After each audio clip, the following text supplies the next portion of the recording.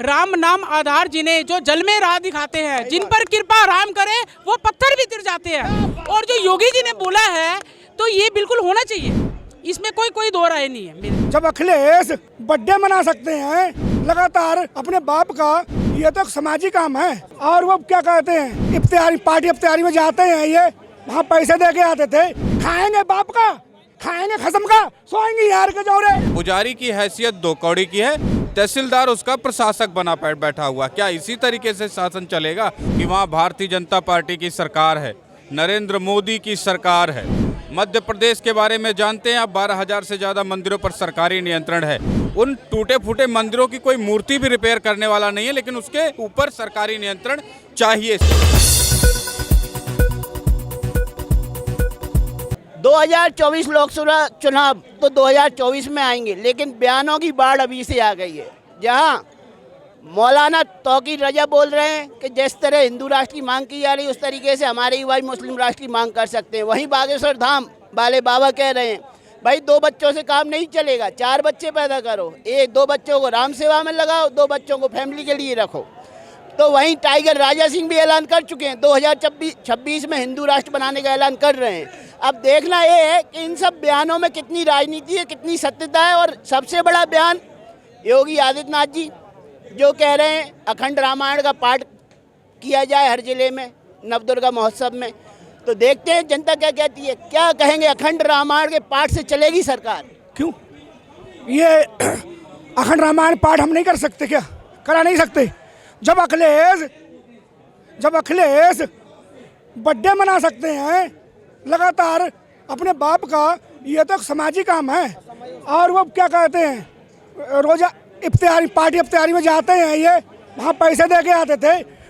कब्रिस्तानों को पैसे इन्होंने दिए, अलग से फंड दिया कि कोई भी मरघट, जो शमशान भूमि बोलते हैं हिंदी में मरघट बोलते हैं, कोई भी मरघट के लिए इन्होंने दिया हो किसी को, बताइए आप। तो सरकार प्रायोजित रूप से रामायण का पाठ करा रही है, ऐलान कर रही है खुलेआम। सबको देगी, इनको नहीं देती है। मंदिर के पैसे से जो आज बकलोली करके यहाँ पे जाते हैं सीपी में ना, मंदिर के पैसे से ही पढ़ाई कर रहे हैं, उनके टैक्स का ही पढ़ाई कर रहे हैं। मदरसे वाले कितने देते हैं, मस्जिद वाले कितने देते हैं, बताइए टैक्स कोई देता हो? मगर नहीं, खाएंगे बाप का, खाएंगे खसम का, सोएंगे यार के जोरे। रामायण के पाठ कराने से टैक्स कलेक्ट हो जाएगा? क्यों मंदिर में चढ़ावा होगा, उसका टैक्स कितना आएगा? भाई साहब ने 1 लाख रुपए कही है, जब पाठ होगा ना उससे ज्यादा चढ़ावा होगा। क्या लगता है दान का टैक्स जाएगा सरकार को? ऐसा है, जो सरकारें, जो हिंदू नेता पिछले 7-8 सालों से या 70 सालों से 4 लाख के लगभग मठों, मंदिरों, तीर्थों, ज्योतिर्लिंगों की मुक्ति की जुबान तक ना खोल सके, वो हिंदू राष्ट्र कैसे बनाएंगे? जो अंग्रेज़ों की चली आ रही परंपरा हिंदू मंदिरों मठों पर नियंत्रण की, फिर कांग्रेसियों के हिंदू मंदिरों मठों तीर्थों पर नियंत्रण की प्रथा को न रोक पाए। 2018 में हनुमान जन्मभूमि को सरकारी नियंत्रण में ले लिया गया, रात को पुलिस भेज करके 500 महंत को धक्का मार दिया गया। वहाँ आज कर्नाटक में महंत दर दर की ठोकरें खा रहे हैं, मुकदमे लड़ रहे हैं। वहाँ के मुख्यमंत्री वचन तो देते हैं हम मुक्त करेंगे, एक मुक्त नहीं करते हैं, मुंह से कुछ और मन से कुछ और। इस तरीके की नीतियों से ये देश बदलने वाला नहीं। निर्णायक स्थिति होनी चाहिए।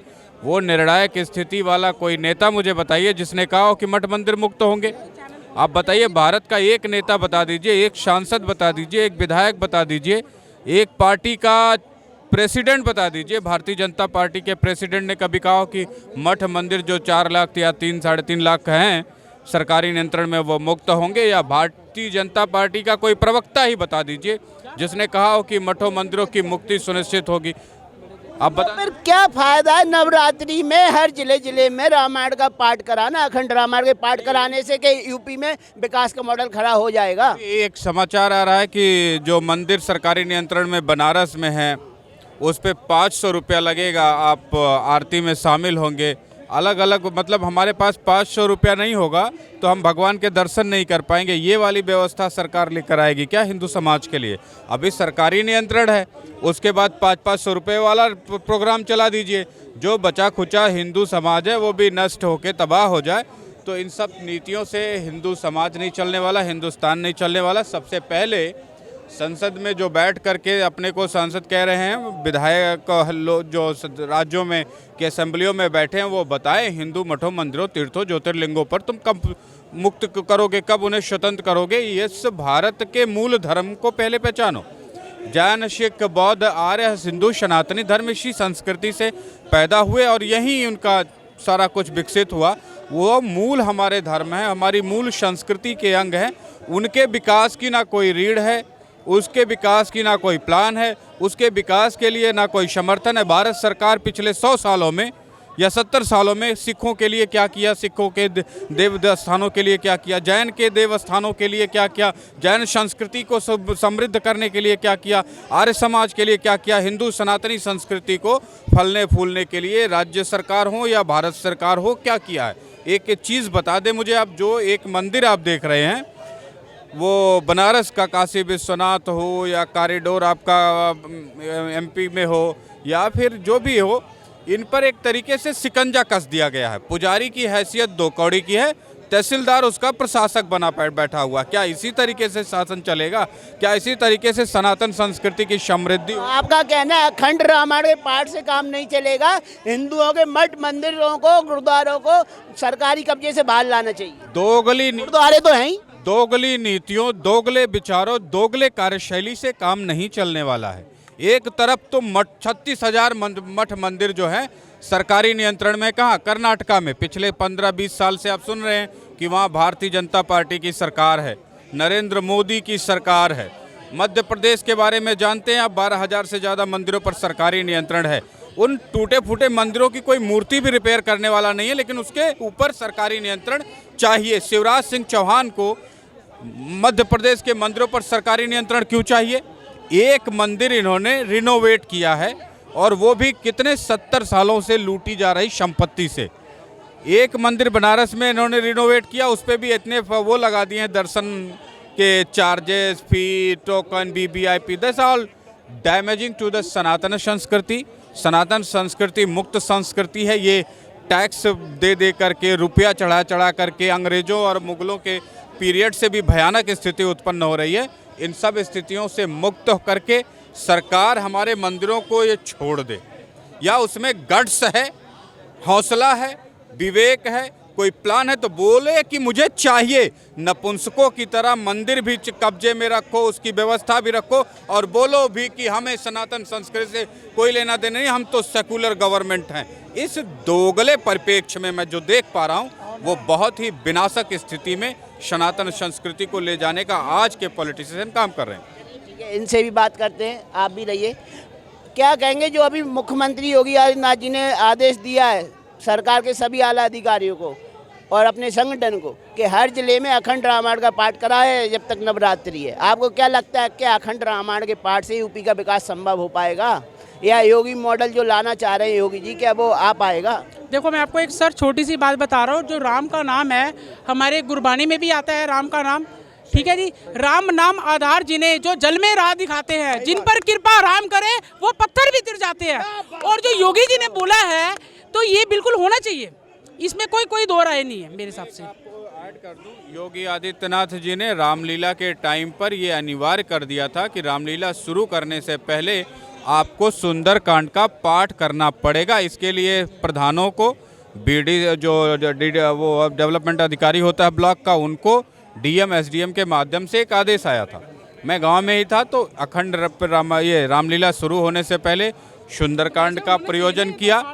तो हमारी संस्कृति क्या है? हमारी मूल संस्कृति है जैन संस्कृति, बौद्ध संस्कृति, सिख संस्कृति। ये यहीं के धर्म है, यहीं से उगे हैं, यही इनकी मिट्टी है। यहाँ पे इनको यही राम का नाम हमारी गुरबानी में कई बार आता है। जब हम वाक पढ़ते हैं, गुरु ग्रंथ साहब जब खोलते हैं, जब प्रकाश होता है गुरु महाराज जी का, राम नाम का नाम हर जगह आता है। तो आपको क्या दिक्कत है? राम नाम का जो नाम है, सुनते हैं राम नाम जी। मैं यही कह रहा हूँ कि जो यहाँ के मूल धर्म है, जी, जिनकी मिट्टी भारत की मिट्टी है, जिनका जन्म भारत में हुआ, मतलब क्या जो जैन इनका मोटिव है जो अभी तक मंदिरों पर, जैन मंदिरों पर, सनातन मंदिरों पर सरकार का अधिग्रहण है, उनके फंड पर, उनके दान पर, वो अधिग्रहण से मुक्त करे सरकार। उनका फंड उनका होना चाहिए, पुजारियों का होना चाहिए और समाज का होना चाहिए, लेकिन अभी सरकार ले ले। ये देखो सर, ये तो बिल्कुल बात ठीक है। अभी केजरीवाल सरकार ने बोला था कि 40,000 रुपए जो मंदिर के पुजारी है उनको देंगे महीना, तो वो कहाँ गया? ये तो जो गलत है वो गलत है, देना चाहिए बिल्कुल उनको। यही कहना है